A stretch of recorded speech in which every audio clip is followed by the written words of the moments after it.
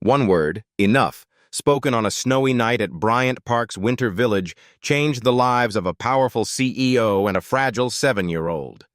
Years later, the verdict would leave an entire courtroom breathless.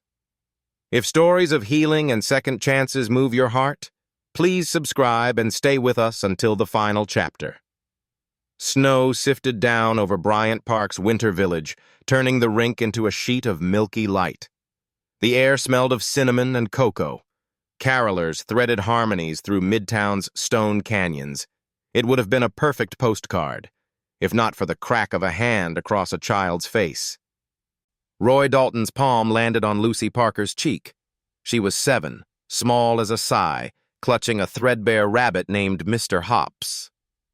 The vendor froze mid-ladle, the crowd pretended to adjust scarves, and the sound of joy dimmed as though the bulbs had burned out all at once.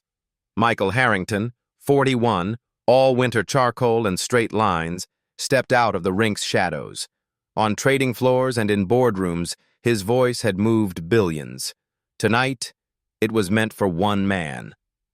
"That's enough," he said. The syllables didn't shout, they settled. Roy's eyes, rimmed with drink, skittered. He cursed, blunt, sloppy, useless, and backed into the river of shoppers. The crowd closed, as crowds do. He vanished. Lucy didn't cry.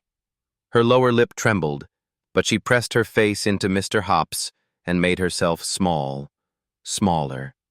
Michael crouched, knocking the height out of himself until his eyes were level with hers.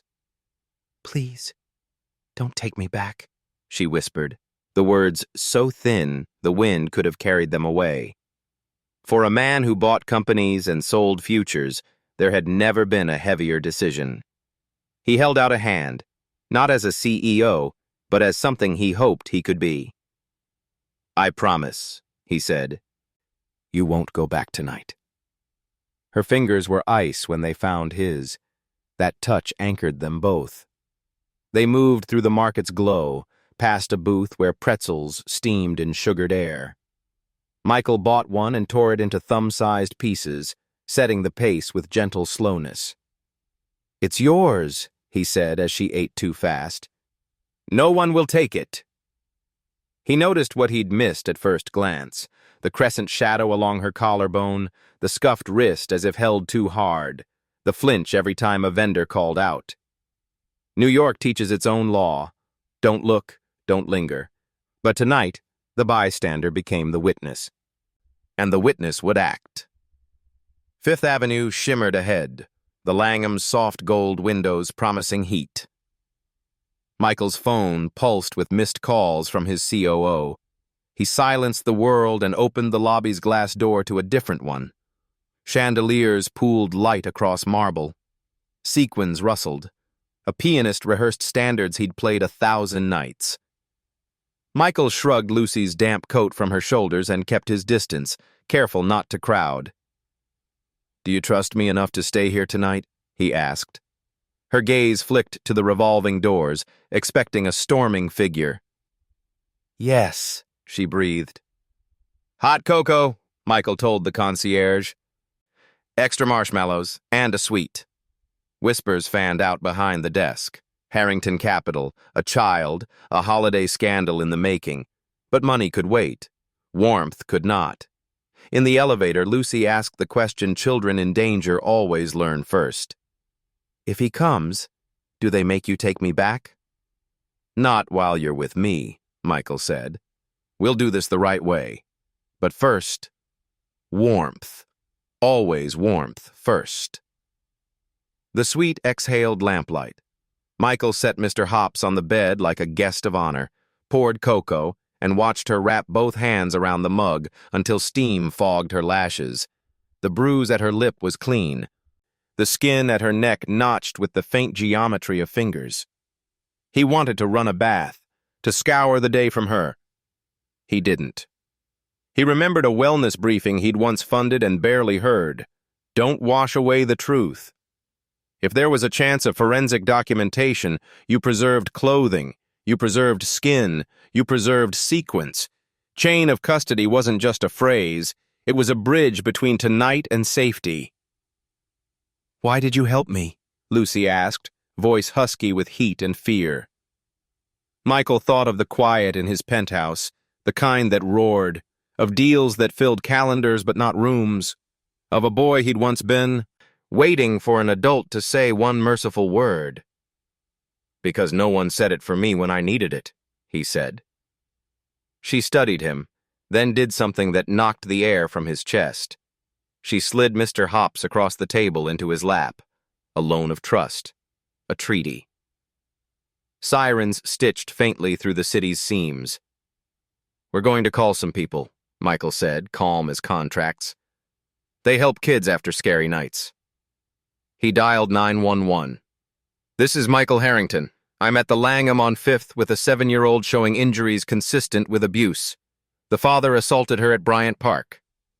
Please notify NYPD and ACS." The dispatcher's tone shifted at his name. Michael cut that off. "No special treatment. Just get her protection." He ended the call and set the phone down like a gavel. "We'll talk to them when you're ready," he told Lucy. "No one will rush you." A room service knock. Cocoa refilled. Soup he hadn't ordered but accepted. Choice, not hunger, guided the spoon. Trauma-informed care can begin with a bowl and a question asked softly. Now or later? She chose now. That mattered. 20 minutes changes a city. Downstairs, uniforms gathered and radio static breathed.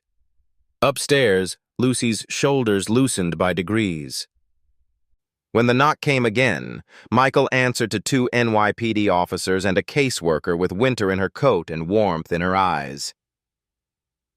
"Alicia Gomez, ACS, she said, kneeling to be small. "Hi, Lucy. I help kids who had a scary night. We'll go slow. You get to say stop." Lucy's hand found Michael's sleeve. He didn't move it. They kept questions neutral, anchors instead of hooks. Michael gave the incident's bones: time, place, the slap, the direction Roy fled, the vendor who stared at his shoes. Alicia took notes with the patience of someone who knew truth sometimes arrived in fragments. Then, the elevator chimed like a warning bell. A fist hit the door. The suite shook with Roy's voice, thick, possessive. "She's my kid. Open up!" Lucy collapsed into herself, palms to ears. Michael stood, iron in his spine. "She's under protective review," he called, stepping back as NYPD took the hinge. "Leave!" The officers opened, fast and practiced. Cold barged in with Roy. He smelled like the street and the bottle. His eyes locked on the small shape on the bed, and he surged. Hands on him. Cuffs. A slur of threats swallowed by procedure. Michael knelt at Lucy's side, dropping his voice to the still center. 5 things you can see, he said. 4 you can touch. 3 you can hear. A breath ladder. A way back. Lamp, she managed. Blanket. Rabbit. Breath by breath, the world returned. When the noise receded, Alicia's tone was steady. "We'll file an emergency removal tonight," she said to Michael. "Default is foster placement pending a judge." Lucy's face crumpled without tears. Michael didn't look away. "Place her with me," he said, the sentence a stake in the ground. "Under your supervision, whatever oversight you require." "You understand the scrutiny?" Alicia asked. "I expect it," Michael said. "She needs continuity to be safe." Paperwork colonized the coffee table. Officers logged names and badge numbers. Alicia explained what tomorrow might look like. Family court at 60 Lafayette Street, a 5/10/27 hearing, a temporary order of protection request. Michael signed where told, read what others skimmed, and didn't delegate a line. Near midnight, Lucy slept curled around Mr. Hops, the city glowing beyond the glass. Michael sat watch in a chair that wasn't built for it. He had shifted markets with phone calls shorter than a minute. Tonight, he measured victory by the rise and fall of a child's breath. At dawn, the windows went from black to pewter. Snow dropped its last lace. Michael checked the lock twice, then dialed a number he knew as well as his own name. "Rebecca," he said when the attorney answered. "Article 6. Today." She exhaled a lawyer's sigh. "You just picked a fight with a storm." Michael looked at the sleeping shape and the rabbit's stitched smile. "Then I'll stand in the rain." Outside, New York stretched, indifferent as always. Inside, a bond forged under falling snow hardened into something courts could recognize, but never fully name. It had begun with one word. Before the day was over, that word would step into law. The city had barely woken when the black car pulled up to NYU Langone's Hassenfeld Children's Hospital. The East River glittered under a pale sky, and taxis already jostled along First Avenue. Michael helped Lucy out, one hand steady on her shoulder. She clutched Mr. Hopps tight against her chest, her navy coat hanging too large on her frame. Inside, the lobby hummed with a different energy, soft colors, fish tanks bubbling, murals of balloons and bridges. It was designed to soothe. But Lucy's eyes darted, catching every uniform, every clipboard. Alicia Gomez from ACS greeted them. "We'll head to the Forensic Pediatrics Unit. Dr. Patel is expecting you. She's one of the best in the country for trauma-informed care," Lucy whispered. "Is it going to hurt?" Michael crouched. "They'll only look, and I'll be here the whole time." In the exam room, Dr. Karen Patel, a calm woman with kind eyes behind rimmed glasses, introduced herself at Lucy's level. "Hi, Lucy. I'm a doctor who helps kids after scary things happen. You're the boss here. If you say stop, we stop." She let Lucy handle her stethoscope first, placing the cold metal against Mr. Hopps's fabric chest. "See? Just listening." Lucy's grip loosened slightly.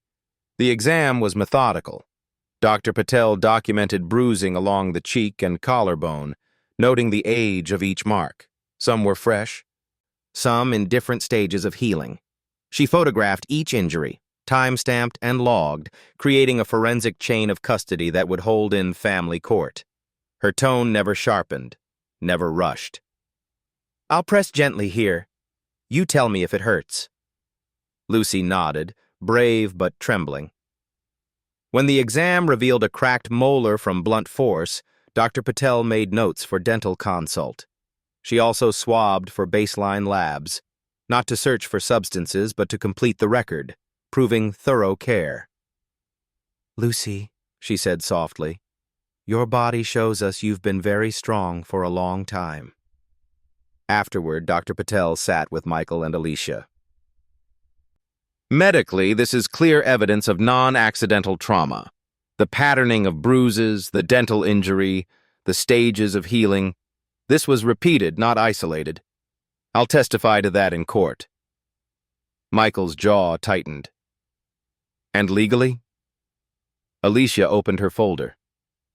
"With this exam, ACS will petition for an order of protection and emergency removal under the Family Court Act. The judge can place Lucy with you as a temporary guardian, provided you pass the preliminary checks." Michael nodded. "Whatever checks you need." While the adult spoke, Lucy sat on the exam table, swinging her legs. She held Mr. Hopps and whispered into his ear. Then, quietly, she asked Dr. Patel, "Why does it smell like him? Like beer?" Dr. Patel crouched, her voice warm. "That's your body remembering. It's called a trigger. It's not your fault. But when it happens, you can do something called grounding. Have you learned about the 5 things game?" Lucy nodded faintly. Michael had done it last night. "Good," Dr. Patel said. "That means you already have tools, and we'll give you more." They moved into a consultation room where a child life specialist offered crayons and paper. Lucy drew carefully. A rabbit, a house with a triangle roof, a figure standing between her and another larger figure with angry scribbles for a face. Michael swallowed hard when she slid the paper toward him. "This is me?" he asked softly. She nodded. "You made me taller than him," he whispered. "Because you said, 'Stop,'" she replied. By mid-morning, the paperwork was complete. ACS officially opened a case file. Parker, Lucy, emergency removal, pending family court hearing. Alicia explained the process. "Tomorrow morning, Judge Whitmore will review. We'll present Dr. Patel's report, your testimony, and request a temporary order of protection. Roy Dalton will be summoned. You need to be ready for opposition." Michael exhaled. "He'll fight. That's what he does." "Then we fight with facts," Alicia said. Outside the hospital, cameras had gathered. Tabloids had sniffed the story. Billionaire CEO, mystery child, domestic scandal. Questions flew as Michael shielded Lucy with his coat. "Mr. Harrington, is this your daughter? Did you kidnap her from Bryant Park? Will ACS charge you with unlawful custody?" He ignored them, guiding Lucy into the car. She pressed her face into Mr. Hopp's, blocking out the flashes. Michael whispered, "They don't decide what's true, the court does." Back at the Langham, Lucy finally dozed on the couch, exhausted from exams and lights. Michael sat across the room reviewing the ACS petition Rebecca Shaw had already begun drafting. Article 6 Guardianship Petition, Temporary Order of Protection. The legal language was dense, but one line leapt from the page. Best interests of the child. He had built a career quantifying interest rates, profit margins, shareholder returns. But this was different. Best interests were not numbers. They were safety, trust, continuity. They were a little girl sleeping without flinching. That evening, Rebecca called. "Tomorrow is war.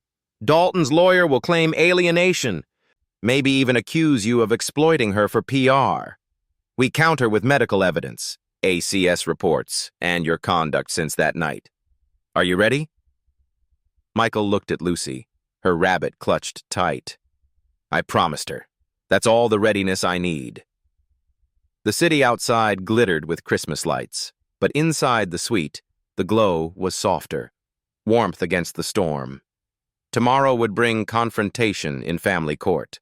Tonight was about a child who, for the first time in years, could sleep without waiting for the sound of a door slamming open. Michael checked the lock one more time. The promise held. The granite facade of New York County Family Court at 60 Lafayette Street rose stark against the winter sky. It looked less like a place of justice and more like a fortress, imposing, cold, unyielding. For Michael Harrington, the building was unfamiliar terrain. He had conquered Wall Street boardrooms, international summits, and shareholder battles. But here, his billions carried no weight. What mattered were facts, evidence, and the fragile truth of a child who walked silently beside him. Lucy clutched Mr. Hopp's, her small frame nearly swallowed by the oversized coat Michael had bought the day before. She glanced up at the courthouse doors, then at him. "Will he be there?" she whispered. Michael knelt, lowering himself to her eye level. "Yes, but we're not alone, and the judge will listen." Her grip on the rabbit tightened.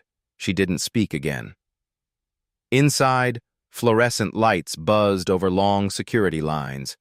Parents sat slumped on benches. Children fidgeted. Lawyers shuffled papers with practiced detachment. It was a world of whispered names and broken families, where each case meant everything to someone and little to everyone else.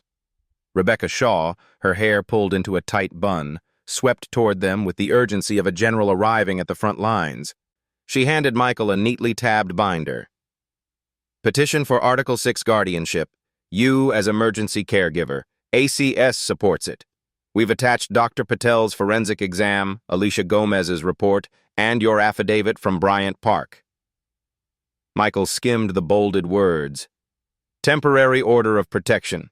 Violation risk. Best interests of the child. His eyes flicked up. And Dalton? Rebecca's mouth tightened. He's here. He's angry. Be prepared. His counsel will argue parental alienation, claim you're exploiting Lucy for reputation. But the evidence is solid. Remember, this isn't about you. It's about her safety. Michael nodded.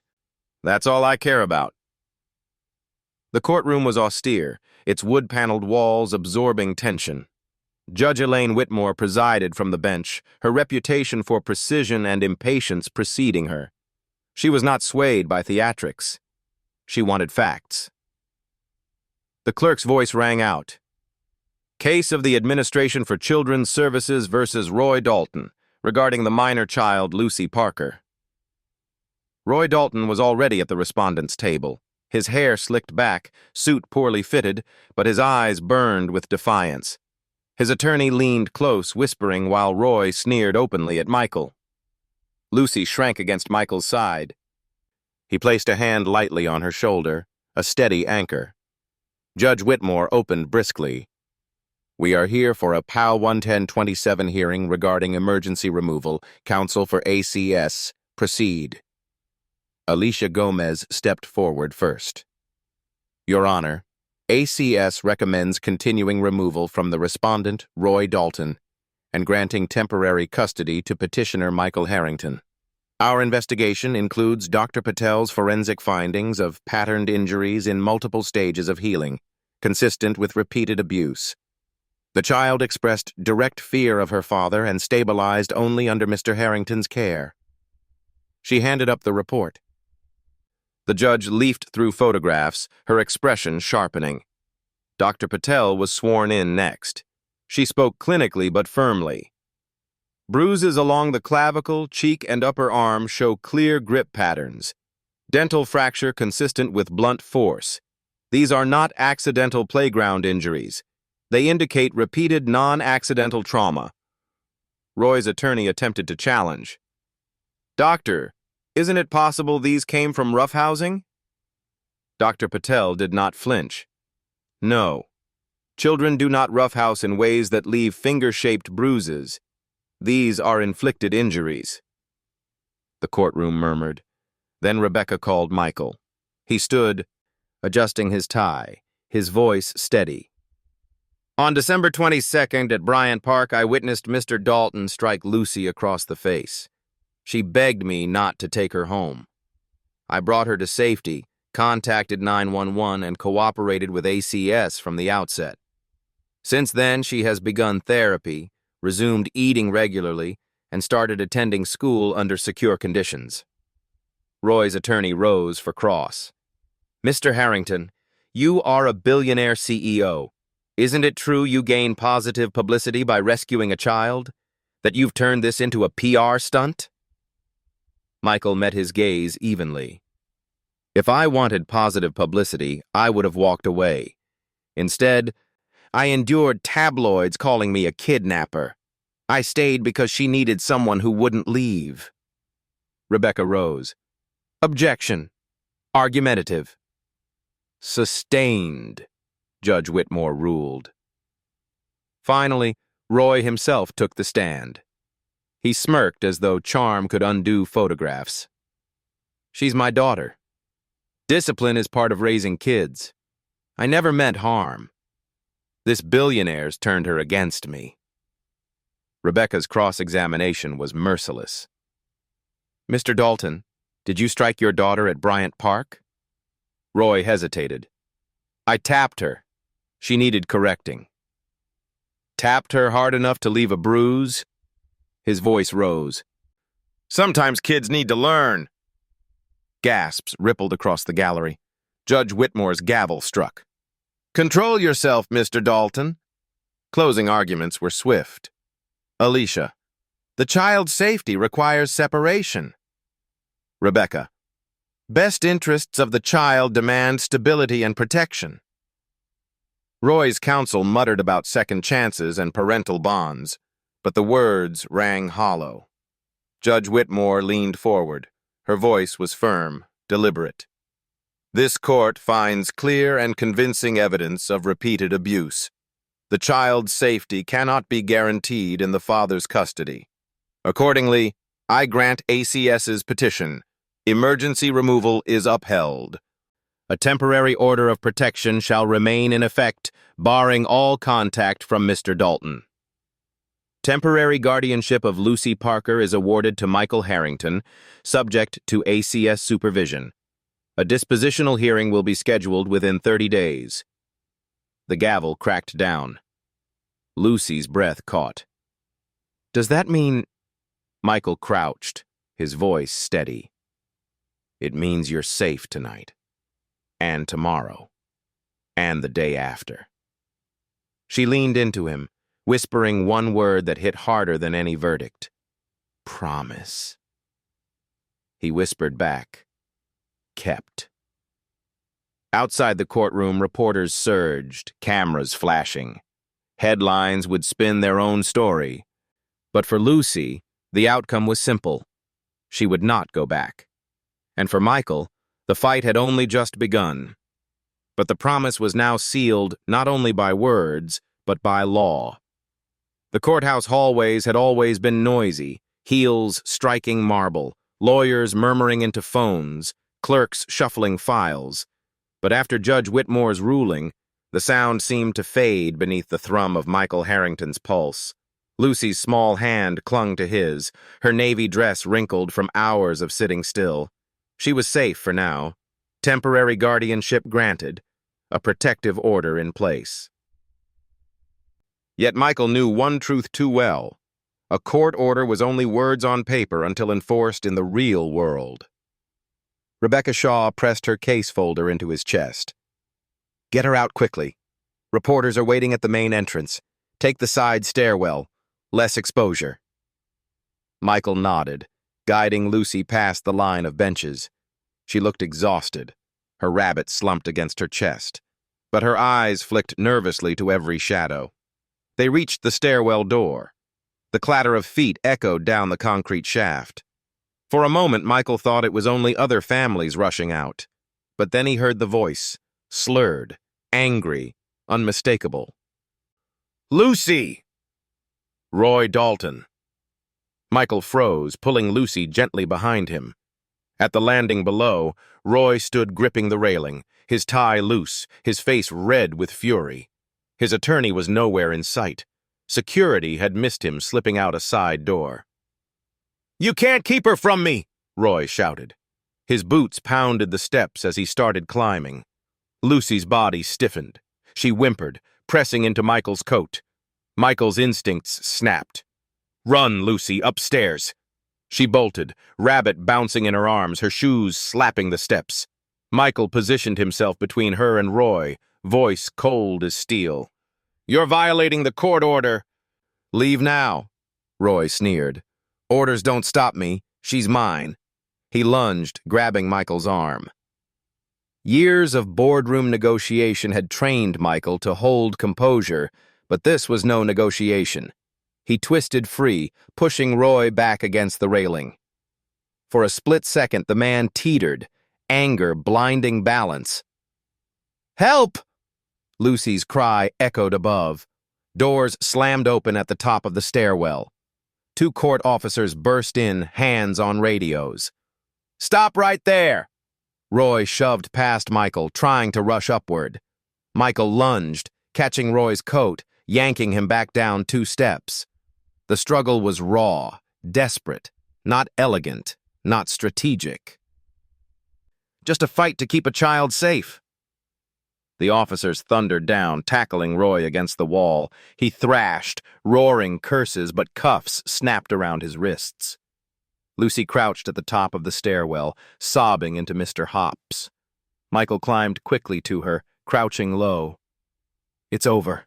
Look at me, Lucy. Breathe. Her breaths came ragged, her tiny chest heaving.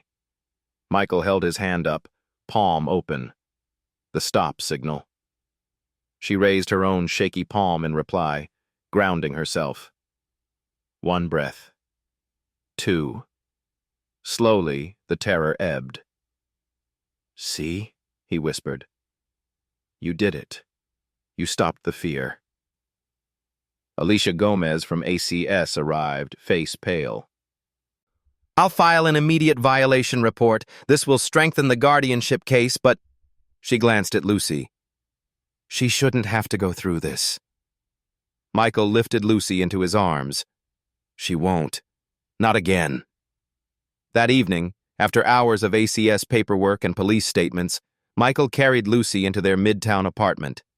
Snowflakes clung to his coat, melting into dark patches. She was quiet, withdrawn, her head resting on his shoulder. He set her gently on the couch, kneeling beside her. "You're safe here," he said. "Roy can't come near you again. Security's doubled. Doors are locked. And I'm not leaving." Lucy stared at the rabbit in her lap. Finally, she whispered, "Why won't he stop?" Michael swallowed, choosing his words carefully. "Some people think love means control, but they're wrong. Love means letting you feel safe. And that's what I'll fight for, every day." Her eyes lifted to his. "Even if it makes people mad at you?" "Especially then." Later, when she finally fell asleep, Michael sat in the dim light of the living room, replaying the stairwell scene. He had faced hostile takeovers and market collapses, but nothing compared to the raw fear of hearing Lucy scream his name. Rebecca called near midnight. "Michael, the DA is considering contempt charges. We'll push for supervised visitation only, if any visitation remains. Today's incident could tip the balance toward permanent termination." Michael exhaled.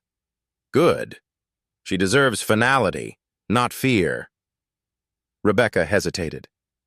"But the tabloids will spin this. Brace yourself." Michael glanced at the sleeping child in the next room. "Let them spin. My job isn't headlines anymore." The next morning, Lucy sat at the piano, her fingers hesitating over the keys. She struck a trembling note, then stopped. "Too loud," she murmured. Michael crouched beside her. "Noise can be scary after a chase. But remember, this piano's your voice. You control it, not him." She pressed another note, softer, then another. Slowly, a fragile melody emerged, hesitant but rising, like the sound of survival itself. Michael sat with her until the melody steadied. "See?" he whispered. "You're stronger than his noise."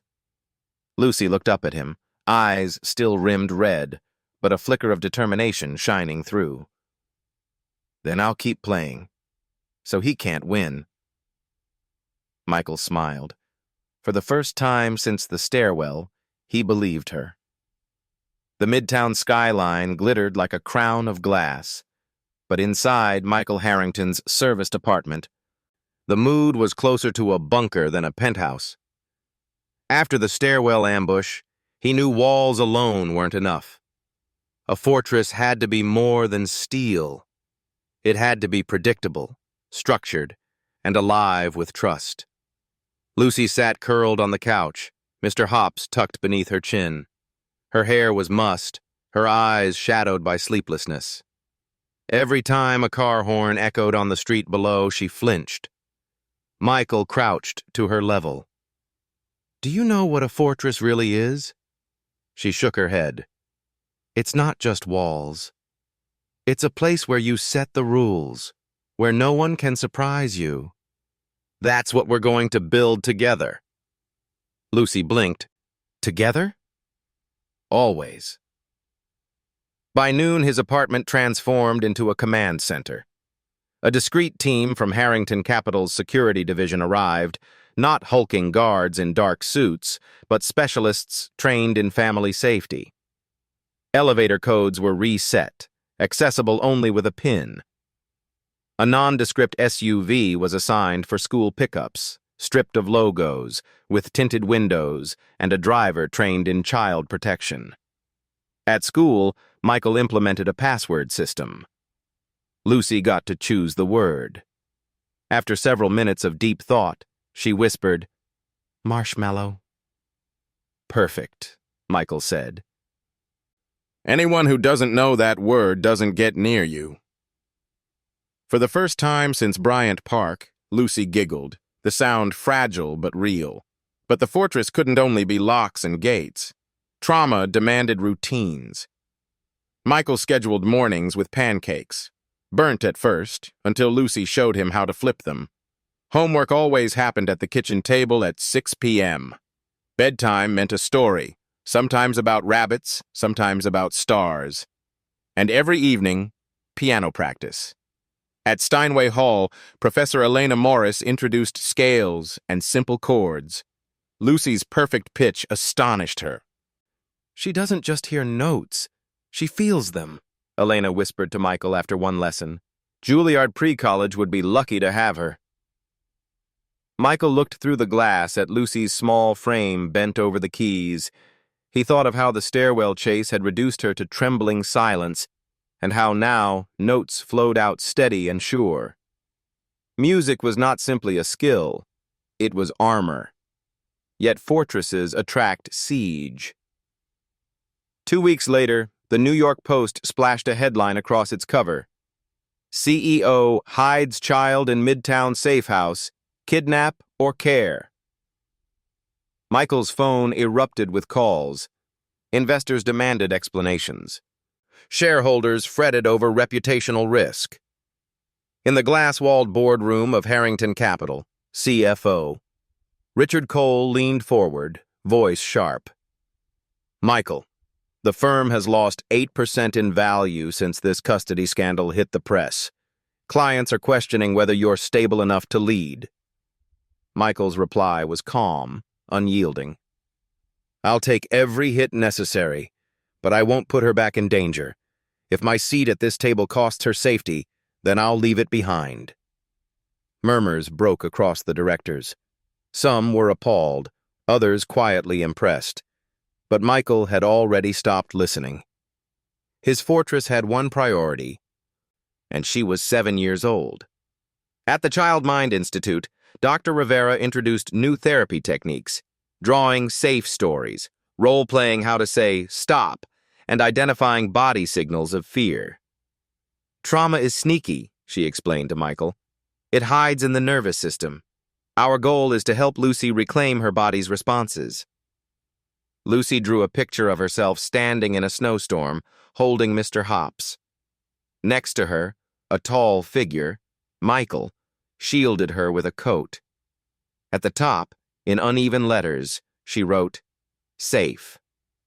Michael carried that drawing folded in his wallet, next to the black card that once symbolized his power. One reminded him of wealth, the other reminded him of purpose. One evening, after therapy, Lucy sat at the piano in the apartment. She pressed a note, then turned to him. "Do you want to learn too?" Michael laughed softly. "I've closed billion-dollar deals, but music? That might be harder." She patted the bench. "I'll teach you." He sat beside her, his hands clumsy over the keys.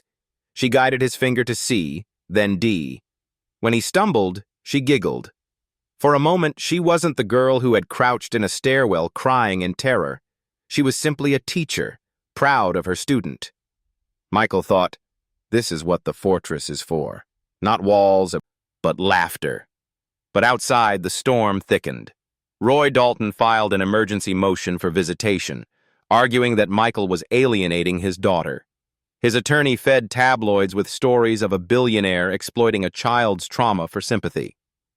Rebecca Shaw warned Michael during a late-night strategy call, "The judge knows the evidence, but optics matter. Be prepared for another ambush in court." Michael closed his eyes, listening to Lucy's piano drifting from the next room. "I don't care if I'm branded a villain in the press. I just care that she doesn't go back." The night before the hearing, Lucy whispered from her bed, "Dad?" Michael paused, startled. She had never used the word before. "Yeah, sweetheart? Do judges listen to kids?" He sat on the edge of her bed. "Sometimes, but they always listen to the truth." Her hand found his. "Then maybe I can tell them I feel safe here." Michael's throat tightened. "If you're ready, Lucy, your voice will be the strongest in the room." She nodded, then snuggled into Mr. Hops. Her breathing steadied into sleep. Michael sat in the dark, realizing his fortress had already done its greatest work. It had not silenced the world outside, but it had given one child enough courage to speak. And tomorrow, her voice would change everything. The morning broke thin and blue over Midtown when the doorbell chimed, 3 polite notes that somehow sounded like a test. Michael checked the camera feed, then opened the door to Alicia Gomez from ACS and Thomas Reed, a soft-spoken home study specialist with a rolling file case. "Good morning," Alicia said, stepping in with a practiced warmth that never tipped into pity. "This is an announced home study per your guardianship petition."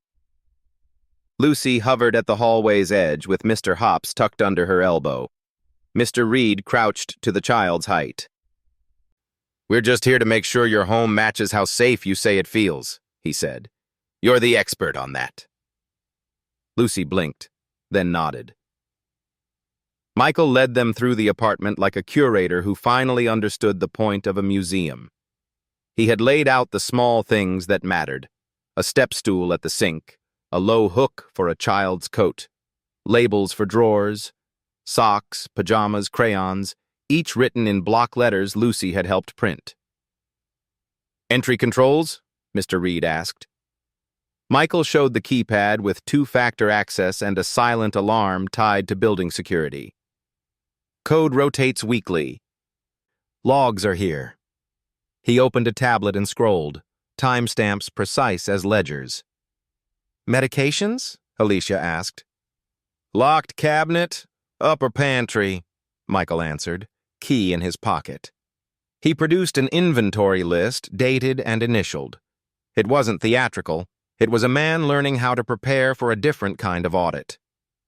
In Lucy's room, sunlight fell over a blue quilt and a narrow bookshelf where rabbit stories wedged beside a beginner's theory book. A nightlight in the shape of a moon glowed faintly from the outlet even in daytime. Alicia glanced up to the camera bubble in the ceiling corner. "Video? Interior cameras are off unless there's an alert," Michael said. "Door and window sensors only. Privacy is part of safety." Mr. Reed made a check mark. "Protective capacity is strong. Describe routines." Michael didn't look at the paper he'd prepared. He knew them by heart. "Breakfast at 7. School drop-off with driver Maya Ortiz. Password exchange. Marshmallow, logged with the front desk. Therapy Mondays and Thursdays at the Child Mind Institute. Piano practice after homework. Screen time 40 minutes on non-therapy days. Bedtime at 8:30. We read until lights out at 9. "What happens if a nightmare wakes her?" Alicia asked gently. "I sit on the floor next to the bed," Michael said. "I don't touch unless she asks. We breathe. She leads." Lucy, who had been quiet, cleared her throat. "He does the breathing right," she said, almost proud. Mr. Reed smiled. "Then this is your home, Lucy?" She thought for a long, brave second. "Yes." Alicia's eyes flicked to Michael with the faintest softening. "We'll write that exactly," she said. The visit ended with paperwork at the kitchen island.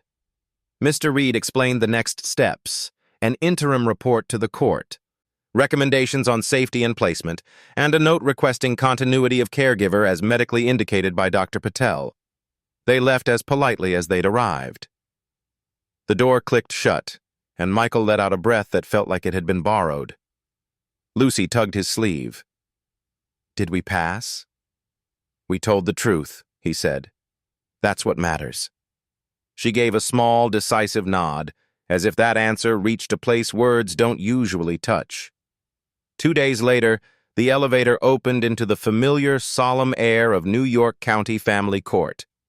Reporters clustered near the security line. A court officer waved them back with a weary hand. Inside Part 12, the wood smelled faintly of lemon oil. Judge Elaine Whitmore presided, reading glasses low on her nose. Continued hearing on guardianship under Article 6 and review of the protective order, the clerk intoned. Parties ready? Rebecca Shaw stood, her posture as composed as a drawn bowstring. Petitioner ready, Your Honor. Opposite, Roy Dalton's attorney, Martin Kelso, rose with courtroom swagger and an empty file. Respondent ready. Lucy remained outside with a child advocate volunteer and Alicia. Michael took his seat at counsel table.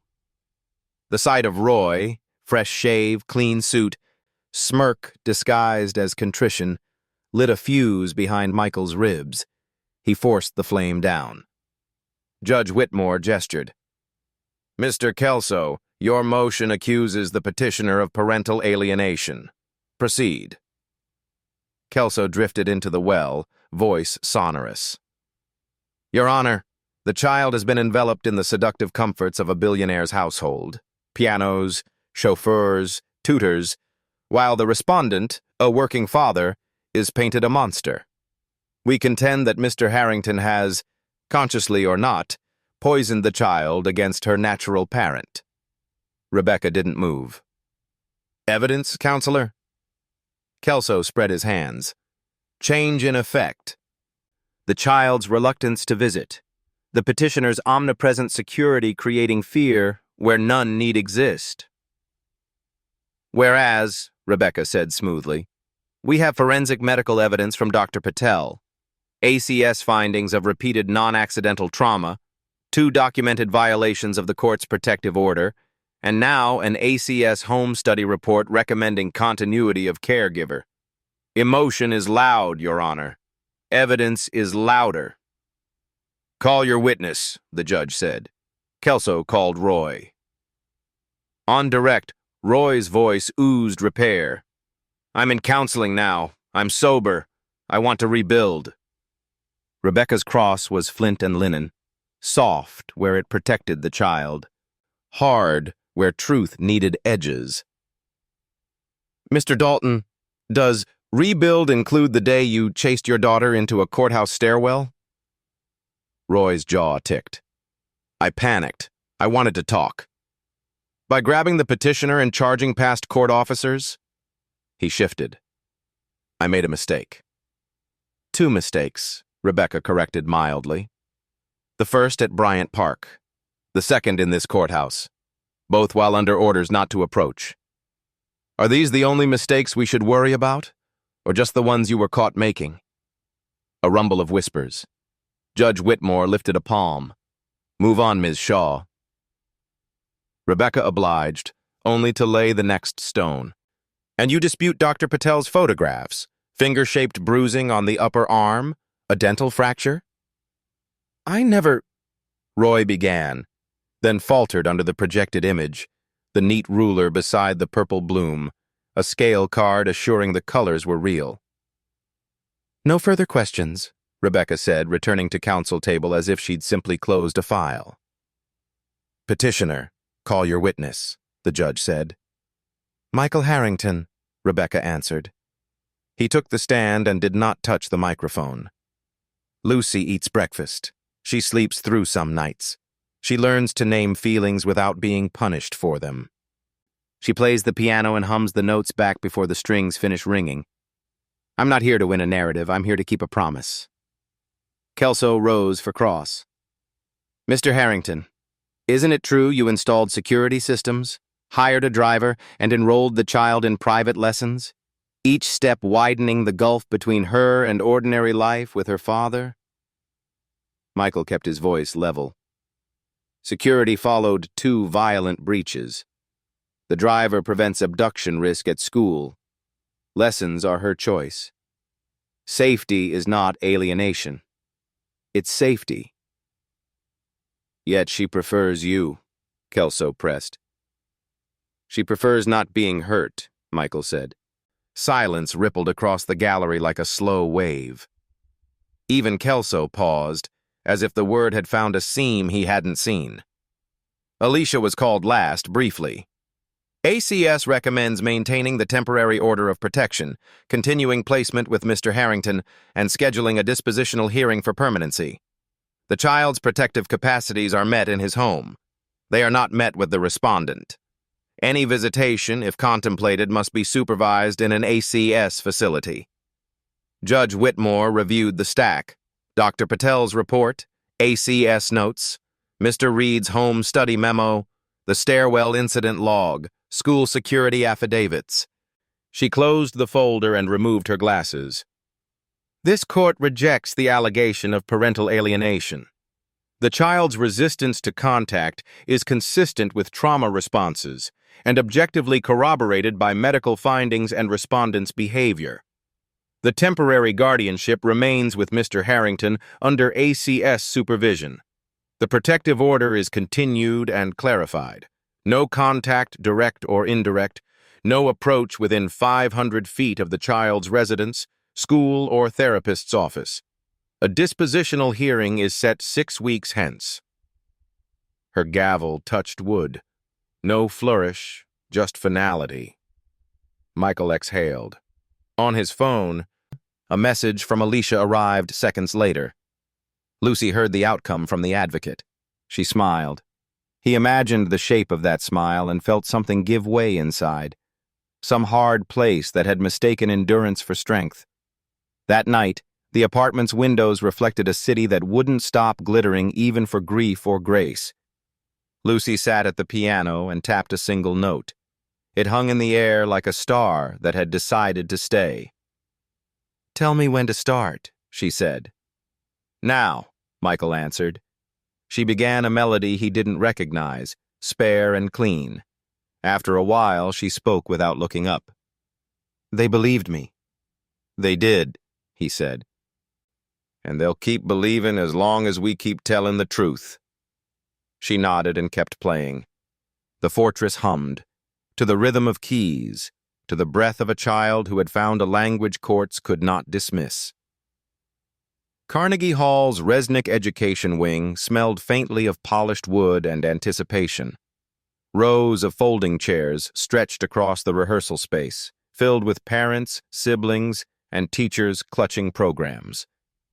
Outside, Manhattan's March winds rattled the windows, but inside, a hush settled, the kind of silence that belongs only to stages. Lucy sat at the edge of a hard chair in the green room, her navy recital dress brushing her knees. Mr. Hops sat propped on the piano bench like a fellow performer. Her hands trembled as she smoothed the sheet music she didn't need. She hadn't memorized the notes, she had absorbed them, as if her perfect pitch had stitched sound directly into her bones. Michael knelt in front of her. His charcoal suit was immaculate, but his tie sat askew, forgotten. He had weathered depositions, hostile shareholders, and a public branding as the CEO kidnapper. But never had he looked more nervous than at this moment, waiting for a child to walk onto a stage. Lucy's whisper barely carried. "What if I mess up?" Michael touched the back of her chair gently. "Then you start again. This isn't about playing it perfectly. It's about being heard."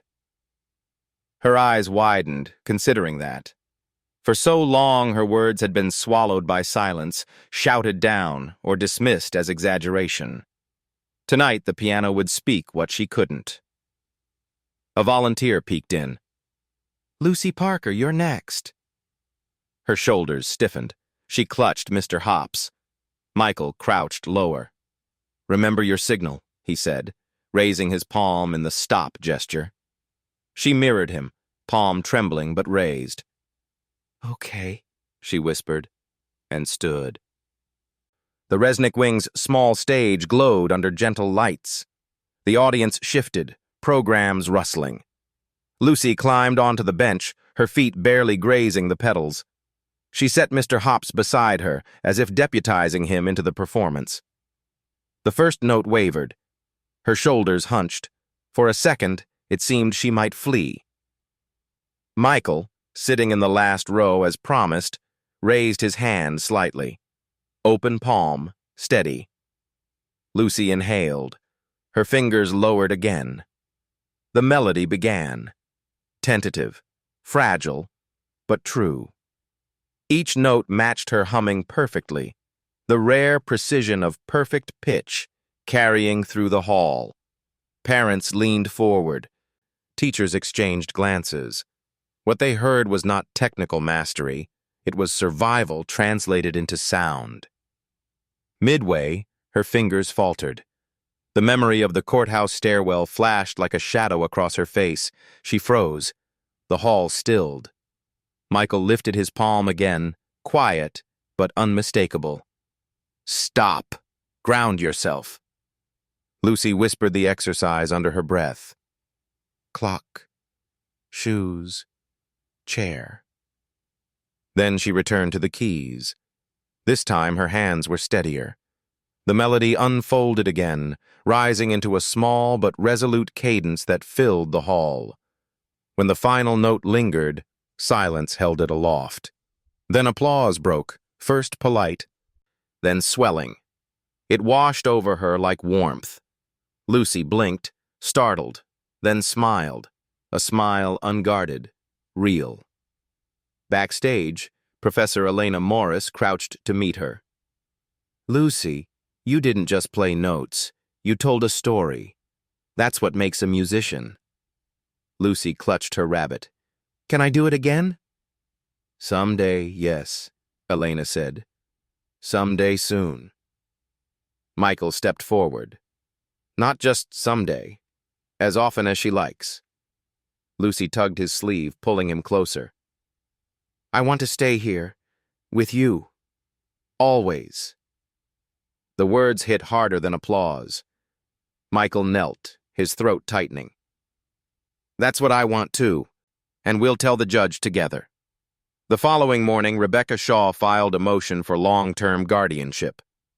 She included a letter from Elena, a therapy update from Dr. Rivera, and a fresh ACS report describing Lucy's progress.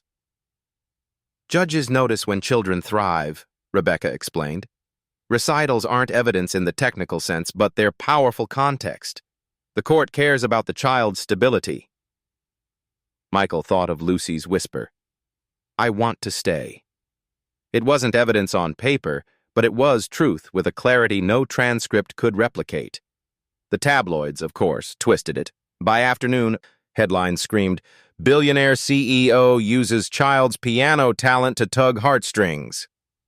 Is Harrington grooming a prodigy for PR? Rebecca warned him by phone.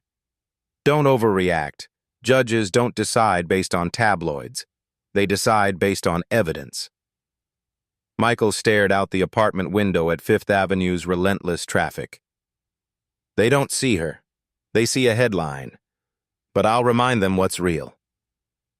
That evening, Lucy sat at the apartment piano, fingers hesitant. She pressed a note, then another, then turned to him. Do you want to try?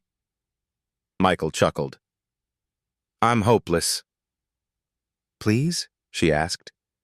He sat beside her, fumbling a clumsy scale. She laughed, correcting him with tiny hands guiding his. For the first time in months, her laughter wasn't cautious. It rang clean.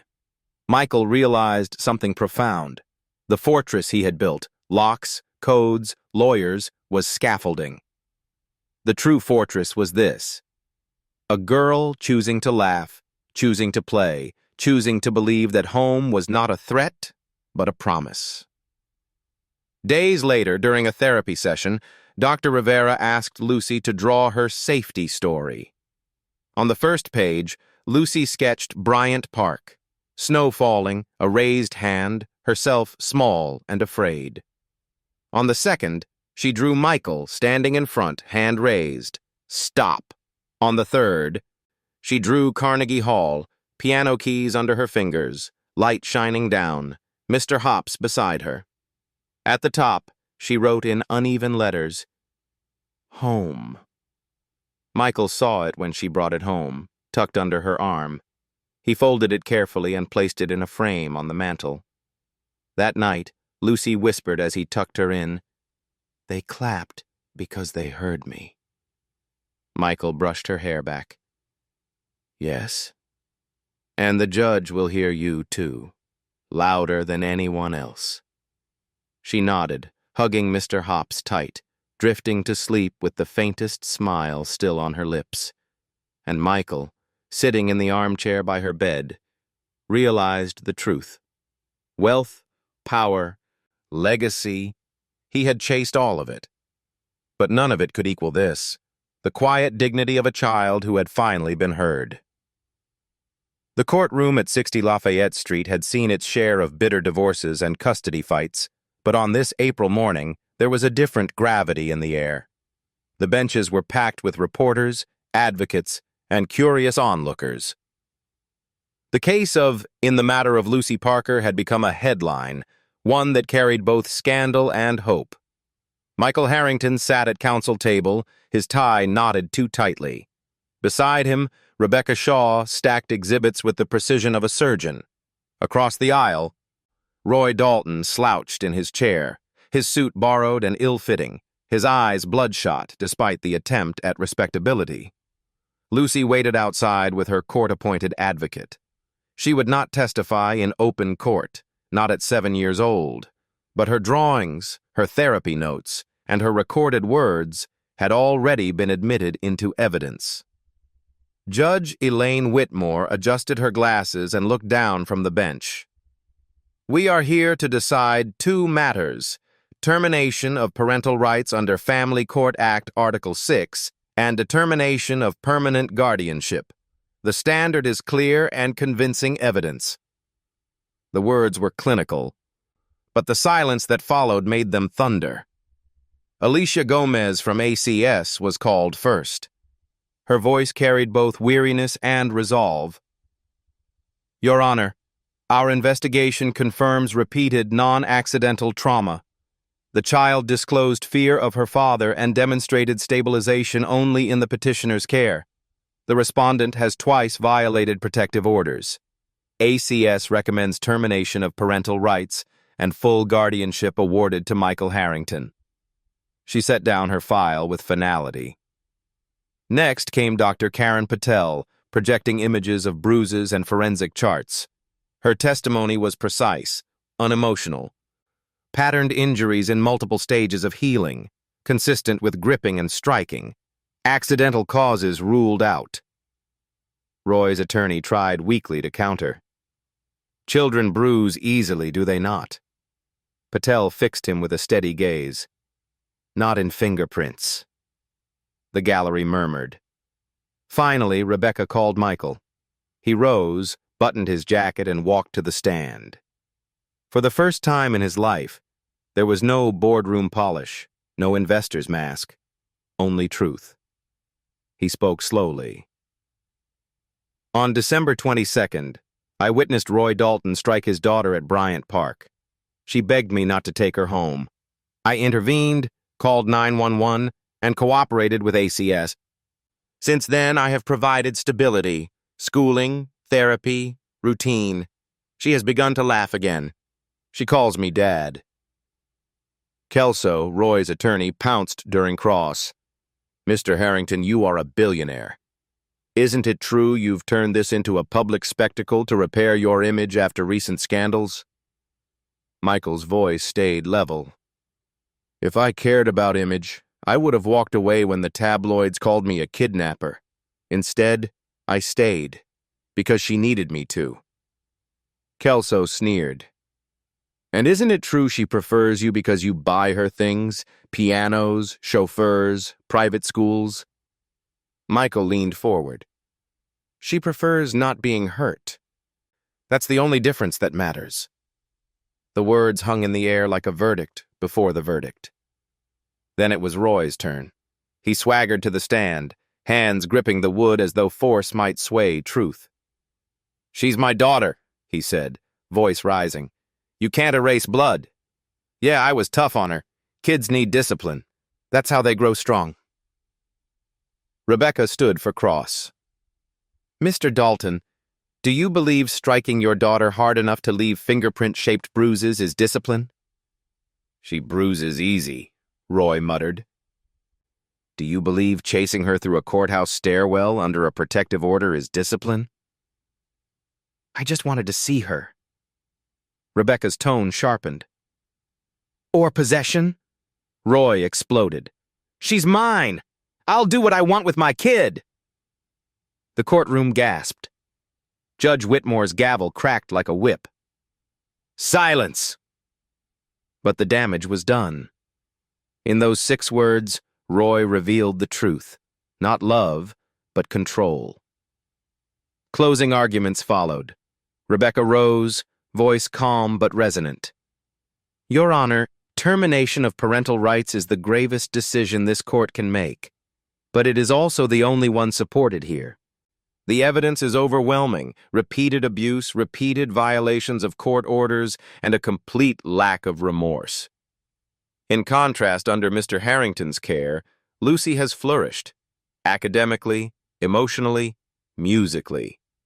Her recital at Carnegie Hall was not just a performance. It was testimony, spoken in a language free of fear. The best interests of this child demand permanency.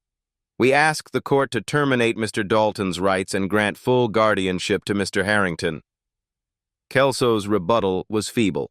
He spoke of second chances, of family bonds, of a father who made mistakes. But the words sounded hollow against the mountain of evidence. Judge Whitmore leaned back, glasses low, her expression grave. This court does not terminate lightly. But here, the standard is met. Clear and convincing evidence of severe and repeated abuse, violation of protective orders, and no credible evidence of rehabilitation.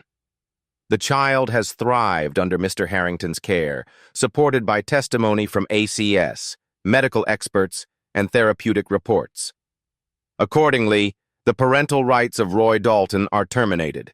Permanent guardianship is granted to Michael Harrington. Her gavel struck. So ordered. The courtroom erupted in whispers, pens scratching furiously. But Michael heard only the small voice from the doorway. Dad? Lucy stood clutching Mr. Hops, her advocate at her side. She had heard enough to understand. Michael's throat tightened. He crouched as she ran into his arms. Does that mean I stay? She whispered. He held her close, voice breaking. It means you're home. Forever. The word forever landed with more weight than any corporate contract he had ever signed. Reporters shouted questions as they left. Mr. Harrington, will you adopt her formally? How will this affect your company? Michael shielded Lucy from the flashes. Not tonight. Tonight, she goes home. That evening, Lucy sat at the piano in their midtown apartment, playing a halting but joyful tune. Between notes, she looked up and asked, You're really my dad now? Michael smiled, tears stinging his eyes. Yes, if you'll have me. She giggled. I already did. And with that, the fortress was no longer a temporary shelter. It was a home, bound not by court orders but by choice, by love, by a promise kept. Snow had fallen again overnight, a soft layer turning Fifth Avenue into a quiet river of white. Yellow cabs hissed through slush, headlights blurred by the dawn mist. From the window of the midtown apartment, Michael Harrington stood with a cup of coffee cooling in his hand, watching the city stir awake. Behind him, the Christmas tree they had never taken down still glowed, tiny white lights twinkling in defiance of the calendar. Lucy insisted it stay. It makes it feel like home, she had said. He had not argued. Lucy shuffled into the room, wrapped in a star-patterned robe, Mr. Hops tucked under her arm. Her hair was tangled from sleep, her eyes still heavy, but she grinned when she saw him. Merry Christmas, Dad, she said, though it was April. Michael crouched, scooping her up. Merry Christmas, sweetheart. Every day can be Christmas if we want it to be. She giggled, pressing her cheek against his. Later that morning, Rebecca Shaw arrived carrying a slim envelope. Alicia Gomez from ACS joined her, smiling for the first time without the guarded reserve of a caseworker. "This is it," Rebecca said, handing the envelope to Michael. "The court's certified order. Guardianship is permanent. No appeals left. She is legally, fully yours." Michael glanced down at Lucy, who was listening intently. He opened the envelope, scanned the elegant script, then read aloud, "Permanent guardianship of the minor child, Lucy Parker, is granted to Michael Harrington." Lucy squealed, dropping Mr. Hops and launched into his arms. "Forever, right?" Michael held her close, eyes stinging. "Forever. No one can take that away." Alicia smiled softly. "She doesn't just have safety now. She has permanency. That's the difference." Rebecca added, "And Michael, you've redefined legacy." Legacy. The word echoed in his mind as he stood days later in the boardroom of Harrington Capital. For years, legacy had meant stock value, quarterly profits, his name etched on skyscrapers. But now he saw legacy as something else entirely.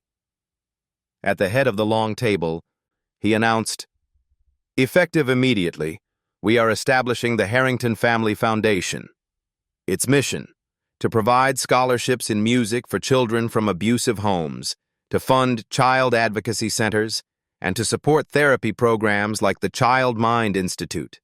This firm has made billions building towers. It's time we build safety." Some board members balked. Richard Cole, the CFO, muttered about dilution of shareholder value.